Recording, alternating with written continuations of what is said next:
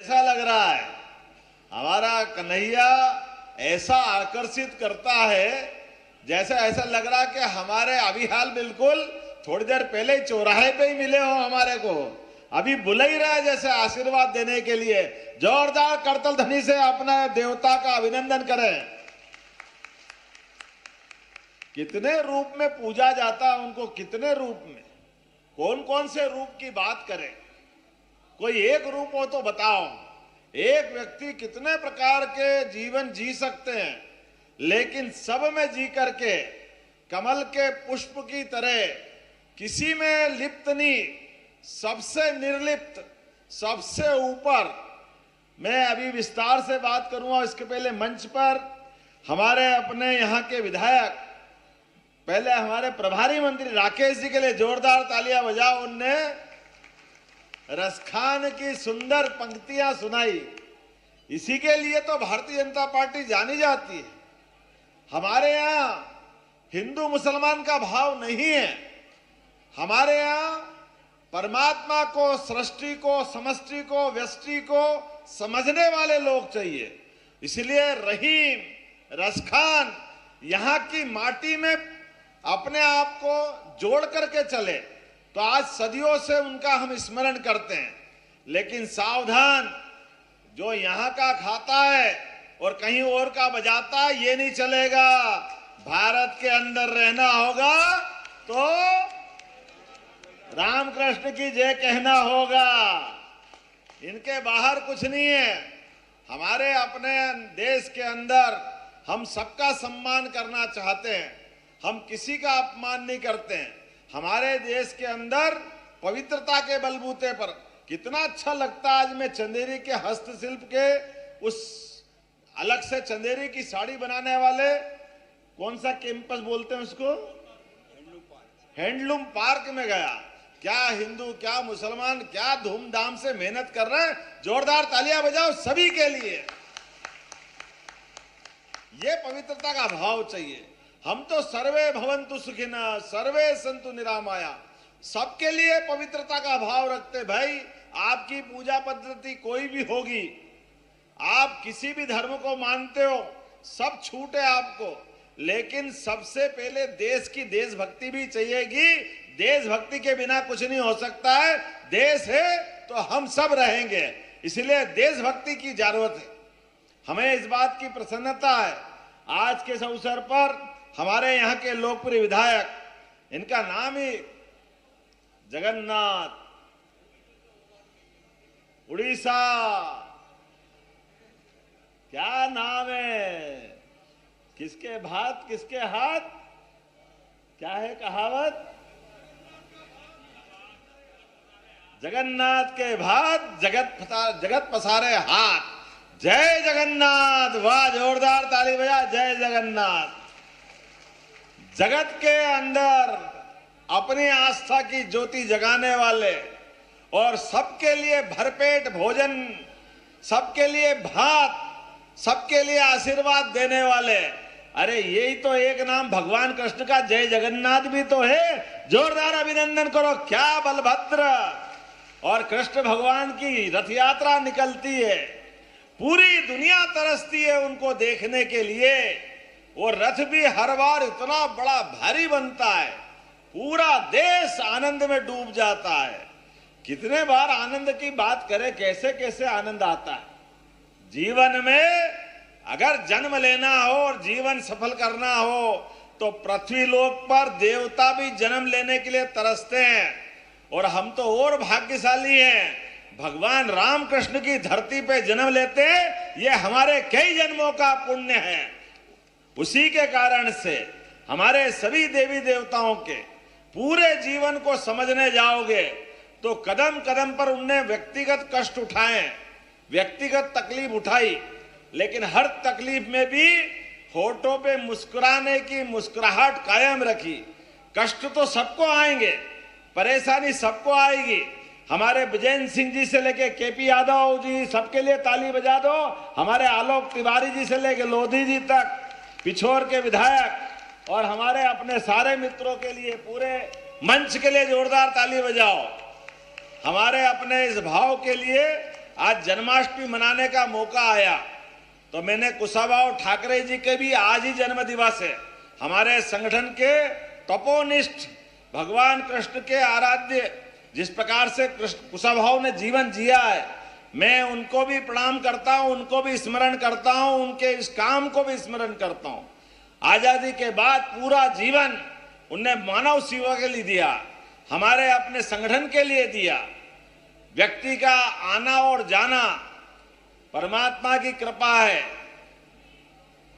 जिसकी मृत्यु तय है, जो जन्मता है उसकी मृत्यु तय है, लेकिन आने और जाने के क्रम में जिसके हाथ में परमात्मा यश दे जाए, जिससे जितना अच्छा हो सके वो सारे काम करे।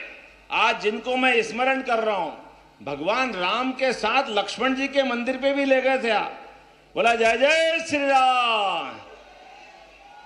क्या भगवान का मंदिर है लक्ष्मण जी का चंदेरी के अंदर, और भगवान राम का अलग, भगवान लक्ष्मण का अलग।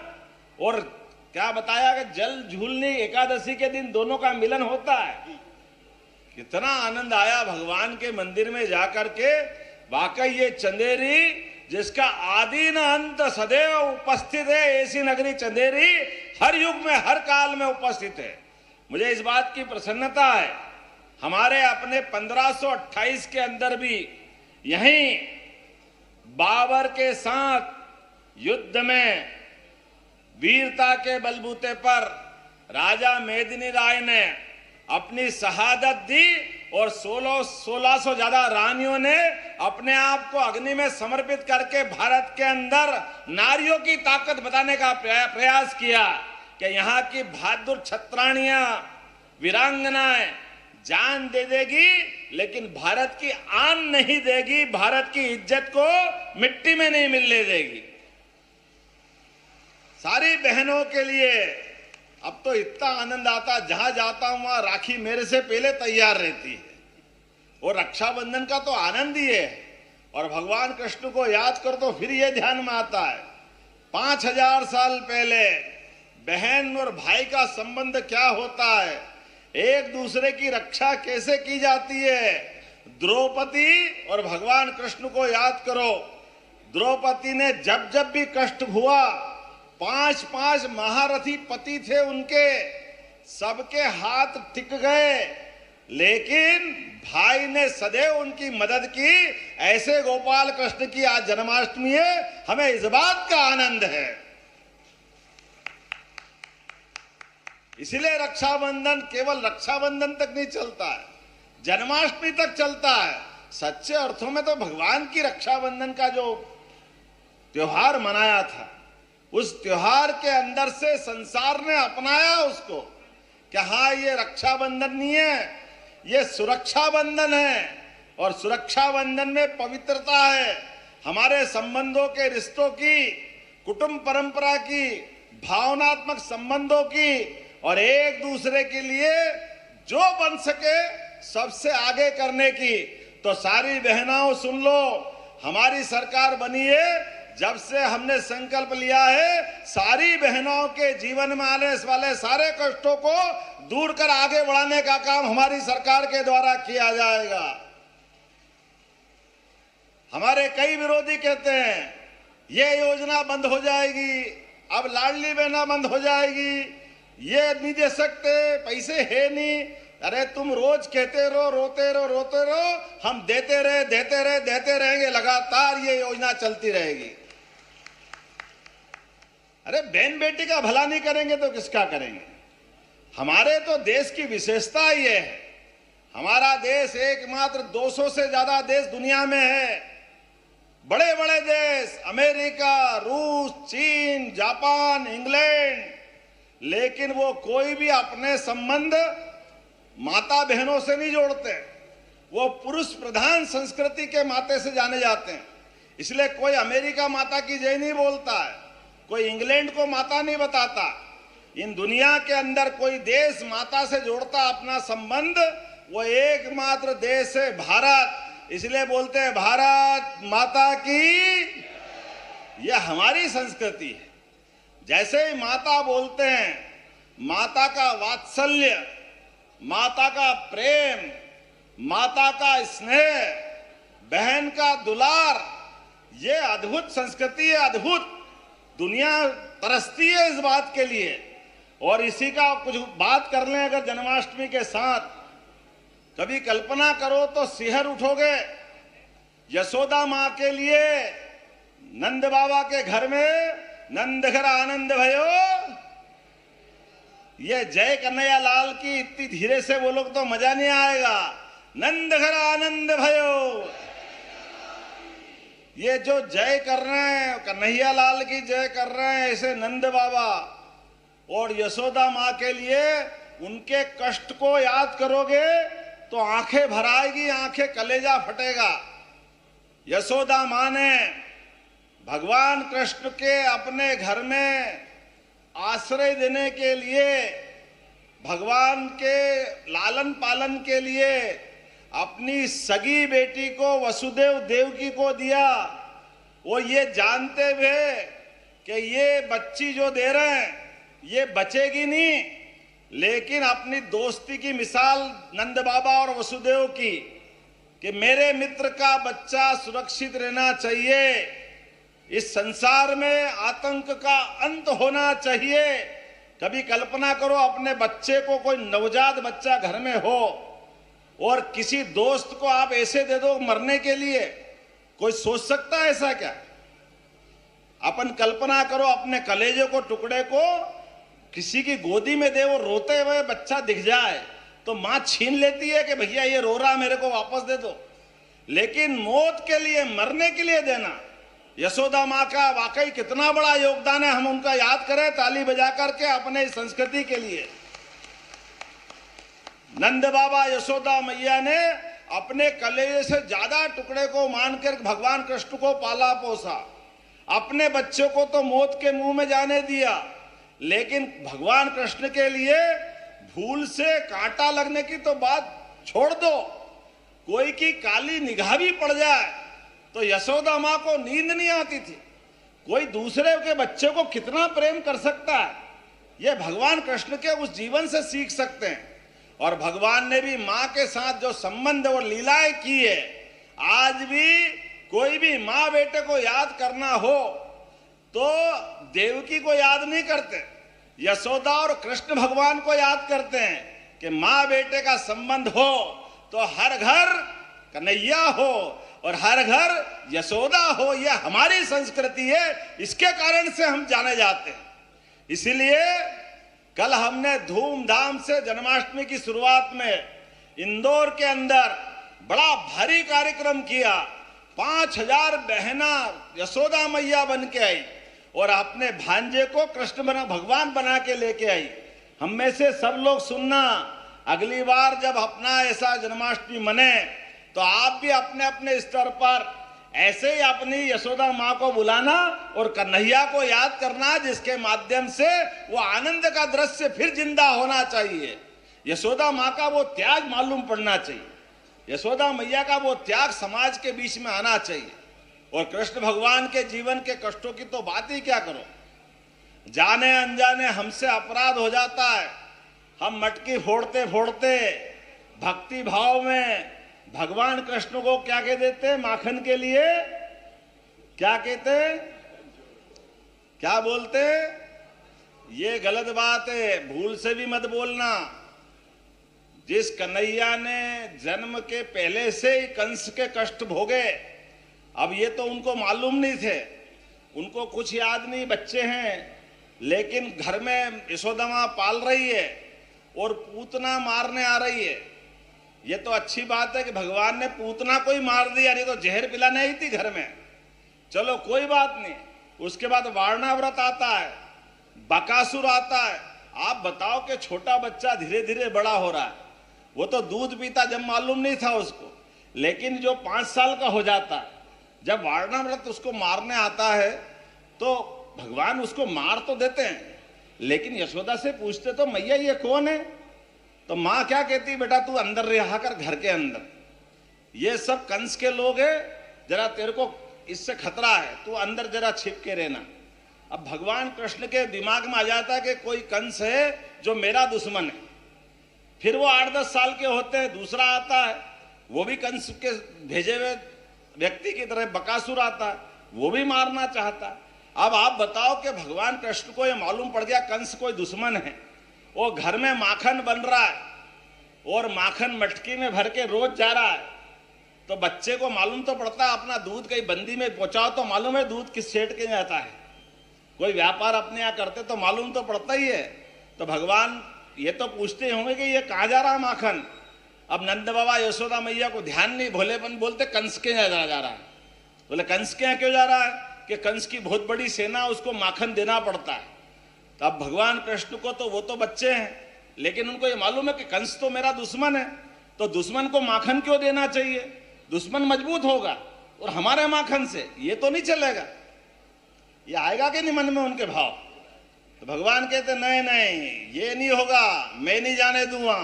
तो नंद बाबा और यशोदा कहते कि तू छोटा समझता नहीं है, आज की भाषा में बोलो तो वो पुलिस भेज देगा, बहुत बड़ा आदमी है, उसके बाद बहुत सैनिक है, अपने को चक्कर में नहीं पड़ना। भगवान कृष्ण कहते नहीं, मैं खा लूंगा, बिगाड़ दूंगा, फोड़ दूंगा, ढोल दूंगा। ये वो अपना क्रम चालू करते। तो वो तो उनका आक्रोश है और उनका हिम्मत है।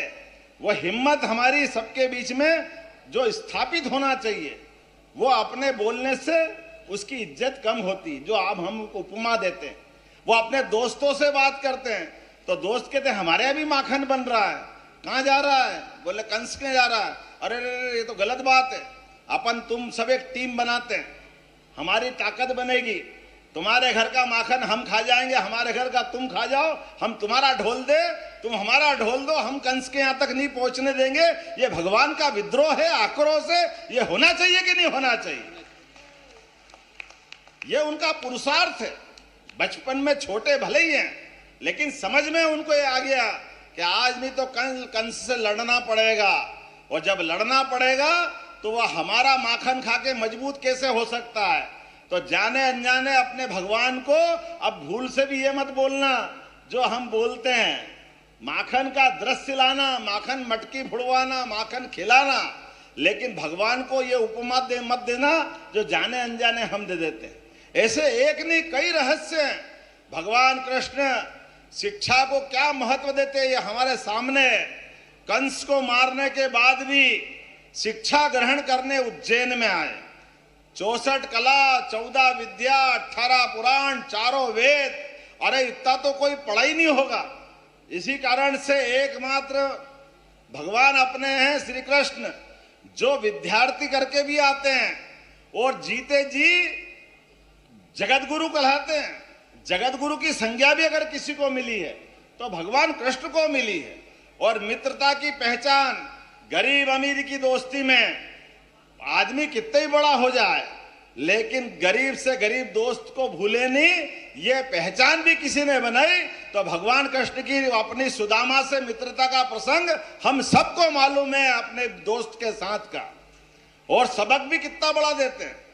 दोस्त की इज्जत बनाए रखने के लिए सुदामा तो आप अपन याद करो, स्कूल का जीवन वाला कोई मित्र, अपन नाम भूल गए होंगे, लेकिन वो महाभारत का युद्ध भी हो गया, द्वारकाधीश हो गए, तब मेले कुचेले कपड़े में एक गरीब व्यक्ति वहां आता है और वो बताता कि मैं सुदामा हूं।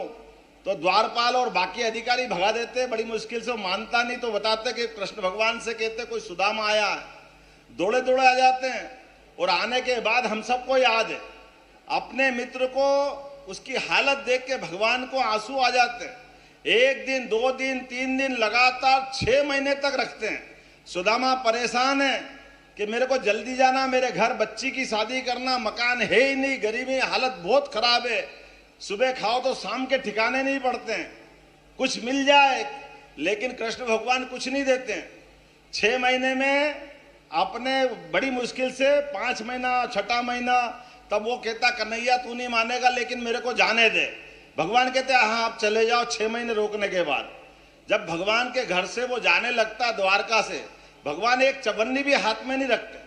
अब सुदामा जी को ये टेंशन हो जाता कि मैं आया काहे के लिए था, इतने दिन से यहाँ बैठा हो, खाने पीने के लिए थोड़ी था।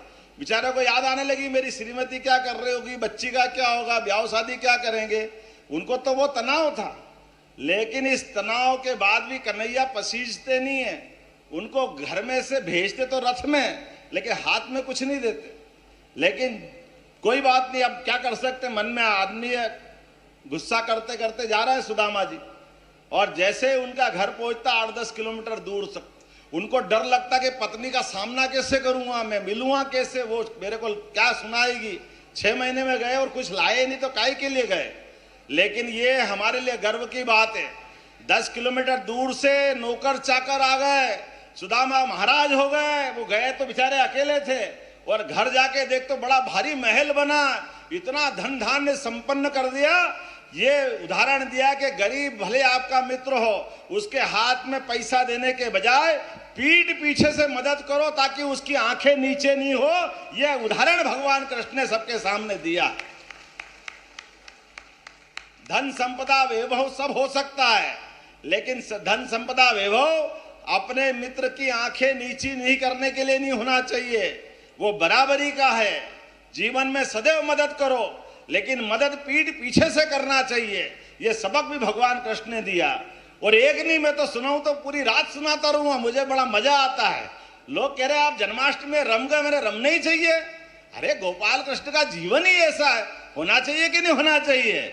और आज मुझे प्रसन्नता है, आज जन्माष्टमी है, लेकिन बाकी जगह की तुलना में मैं अशोकनगर के आज चंदेरी में यहीं आया हूं जन्माष्टमी मनाने, आपके बीच वो इतिहास के साथ जीने के लिए। जो इतिहास बताते हैं कि शिशुपाल का इतिहास, भगवान कृष्ण का इतिहास में दोहराऊंगा नहीं, सारी बातें आ गई है। भगवान कृष्ण ने क्या सबक दिया।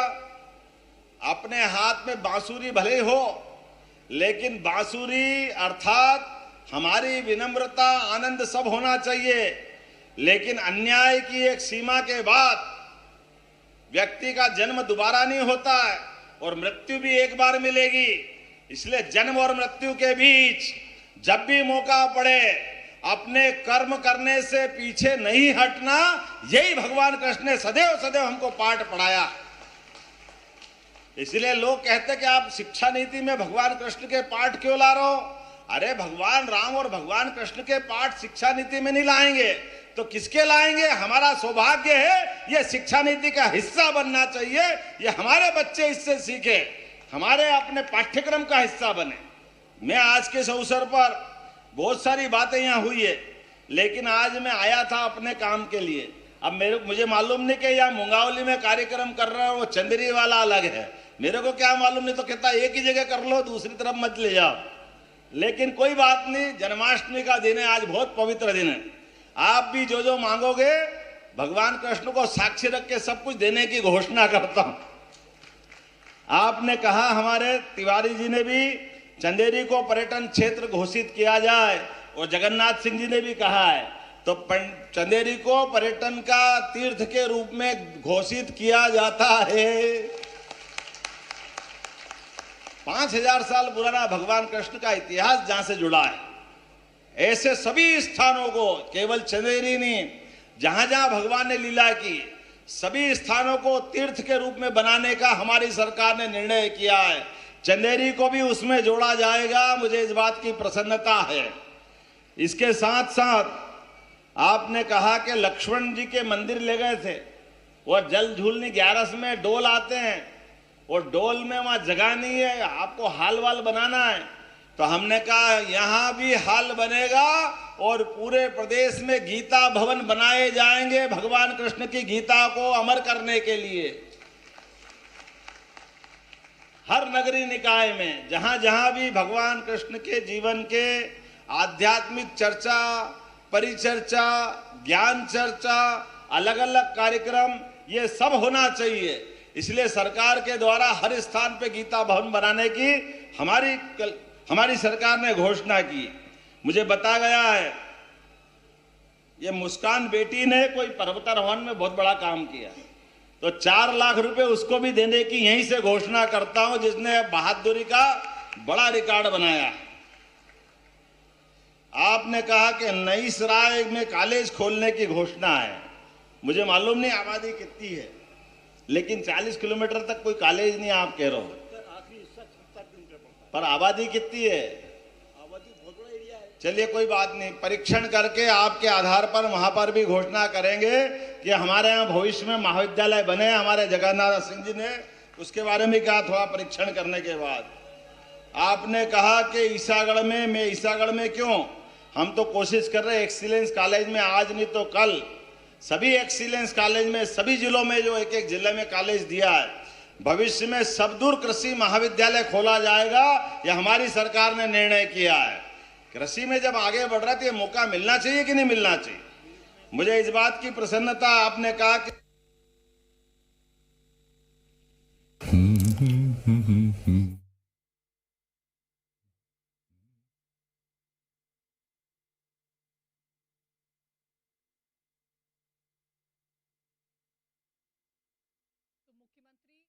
डॉक्टर मोहन यादव पहुंचे हुए हैं और ये लगातार तस्वीरें हम आपको दिखा रहे हैं जहां पर संबोधित भी मुख्यमंत्री की तरफ से किया जा रहा था। और श्री कृष्ण जन्मोत्सव का आज ये खास मौका, और इस मौके पर मुख्यमंत्री की तरफ से यहां पर रोड शो भी किया गया था और इसी की तरह वो श्री कृष्ण की जो लीलाएं हैं उनको भी बयां करते हुए दिखाई दिए थे और साथ ही लोगों को संबोधित भी मुख्यमंत्री की तरफ से यहां किया गया था। तो ये श्री कृष्ण जन्माष्टमी का ये खास कार्यक्रम और खास आज का ये दिन जब प्रभु श्री कृष्ण का जन्म होगा और उनके जन्म से जुड़ी जो तमाम खास बातें हैं उनको भी यहाँ पर मुख्यमंत्री की तरफ से बयां किया गया था। देखिए किस तरह से नन्हे मुन्ने यहाँ पर राधा कृष्ण बन करके छोटे छोटे बच्चे पहुंचे हुए हैं।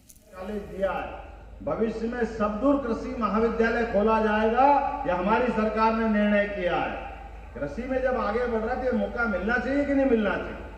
मुझे इस बात की प्रसन्नता, आपने कहा कि कार्यपालन यंत्री, सहायक कार्यपालन यंत्री का यहाँ पद खाली है, तुरंत चंदेरी के लिए ये भी भरा जाएगा। ये भी मैं यहाँ घोषणा करता हूँ, बहुत जल्दी आपको इसका भी लाभ मिलेगा। आपने कोई विकास खंड की बात की है, हॉस्पिटल की, मुंगावली 72 रुपए सामुदायिक केंद्र, स्वास्थ्य केंद्र खोलना है, तो 72 रुपए मुंगावली विधानसभा में भी सामुदायिक केंद्र खोलने की घोषणा की जाती है। ब्रजेंद्र प्रताप सिंह जी, आपके लिए भी जो माननीय विधायक कह रहे हैं, मैं आपकी बात का भी ध्यान रखता हूं। शिशुपाल गढ़ी कल्याण राय देवालय का जीर्णोद्धार, ये भी, इस पे भी सरकार पूरा ध्यान देगी, इस पे भी काम करेगी। तिलक कोठी में 10 कक्ष बनाना, 5 है, तो 5 और बनाने की यही से घोषणा करता हूं। बहुत जल्दी आपको पर्यटन केंद्र की तरह उसका भी लाभ मिलेगा। बोलने के लिए तो बहुत कुछ है, लेकिन आज मैं चूंकि आया हूं केवल जन्माष्टमी मनाने, और अभी तो हमने कहा है कि केवल गीता भवन ने हमारे जिलों के अंदर भी उपयुक्त ब्लॉकों के अंदर भविष्य में वृंदावन गांव भी बनाने की घोषणा हमारी सरकार के द्वारा की जा रही है जन्माष्टमी के अवसर पर। अब वृंदावन गांव बनना चाहिए कि नहीं बनना चाहिए? हमारा देश दूध और दही की नदियों से जाना जाता था। गांव के अंदर आत्मीयता का माहौल, गांव के अंदर संस्कार, बहुत सारे पैरामीटर्स बनाए, उन सारी बातों को जोड़ करके वृंदावन गांव भी हमारी सरकार के द्वारा बनाया जाएगा।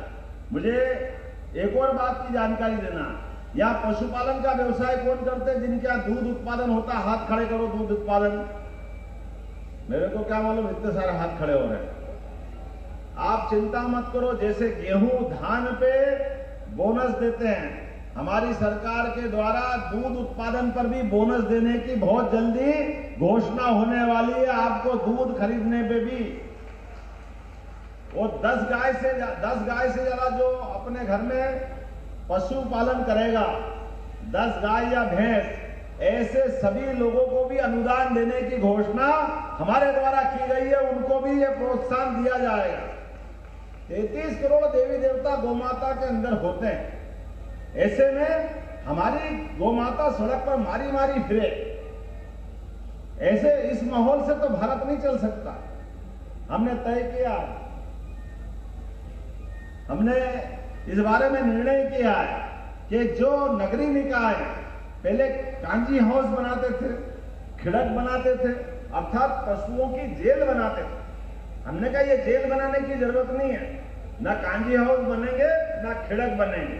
अरे ऐसी बूढ़ी अपाहिज लावारिस या कहीं अपने मारी मारी फिरने वाली गौ माता है, अगर किसी नगर के अंदर आती है, कहीं रोड पे मिलती है, तो सरकार उसको पालेगी। सरकार इतनी कमजोर थोड़ी है।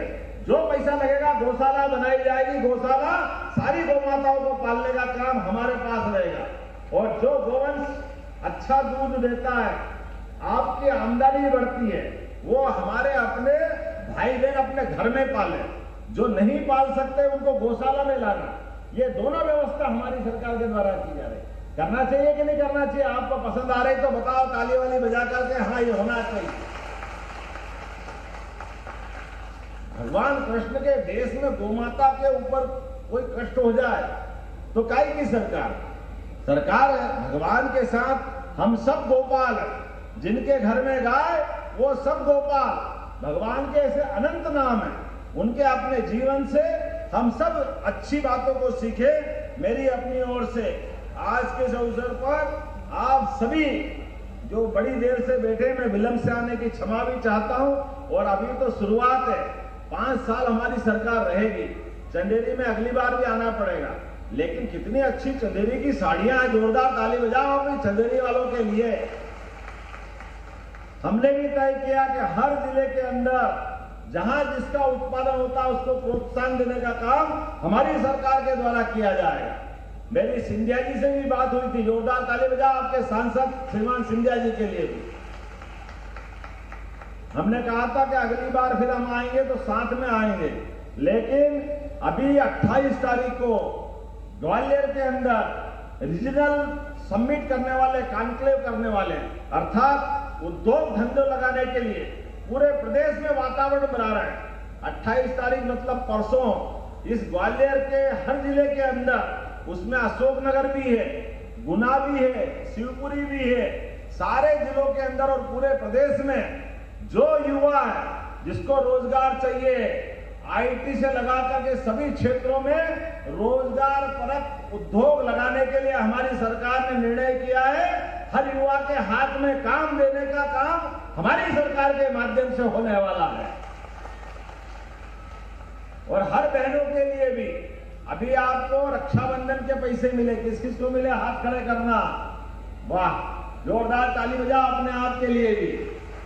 लेकिन ये शुरुआत है, और बढ़ते जाएंगे लगातार। और जिनको किसान सम्मान निधि का पैसा मिलता है, नरेंद्र मोदी जी के लिए हाथ खड़े करके बताओ, जिनको खेतों में काम करने वालों के लिए, ये नरेंद्र मोदी जी की सरकार है। दिल्ली वाले के लिए जोरदार अभिनंदन करो, मोदी जी के लिए भी, जिनने कहा कि सीमा पे जवान और खेत में किसान दोनों बराबर होते हैं। आजादी के बाद पहले ऐसे प्रधानमंत्री है जिनने किसानों की इतनी चिंता की। एक बार और जोरदार अभिनंदन करो मोदी जी के लिए। हमारे लिए सौभाग्य की बात है, उनकी तीसरी बार सरकार बनी और सभी लोगों को साथ में लेके चलने के लिए जिस प्रकार से दुनिया मोदी जी का सम्मान देती है, उनका इंतजार करती है, उनके माध्यम से भी हमने देखा रूस, यूक्रेन 1.25 साल से ज्यादा हो गया लड़ते लड़ते, लेकिन मोदी जी रूस जाते हैं तो राष्ट्रपति गले लगा करके अपने सगे भाई से बड़ा सम्मान देते हैं। यूक्रेन जाते हैं, वहां भी वही सम्मान पाते हैं। लेकिन मोदी जी के लिए उनने कितनी अच्छी बात कही। उनने कहा मैं ना रूस का ना यूक्रेन का, मैं शांति का समर्थक हूं। यही तो भारत की पहचान है, यही उनकी महानता है, इस देश की पहचान है। अपने ज्ञान के लिए, अपने संस्कार के लिए, अपनी सनातन संस्कृति के लिए, हम इसी के लिए अपनी सरकार चलाते। एक बार फिर मैं चंदेरी के सारे भाई बहनों को बधाई देता हूं। बहुत बहुत धन्यवाद। मेरे साथ बोलो गोपाल कृष्ण भगवान की। मैं महाकाल की नगरी से आता हूं, सबका काल नियत है, इसलिए महाकाल महाराज की विजय होना चाहिए। बोलिए महाकाल महाराज की।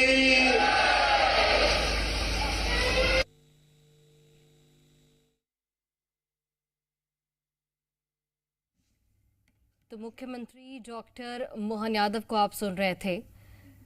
श्री कृष्ण जन्माष्टमी के मौके पर मुख्यमंत्री ने जनता को संबोधित किया है।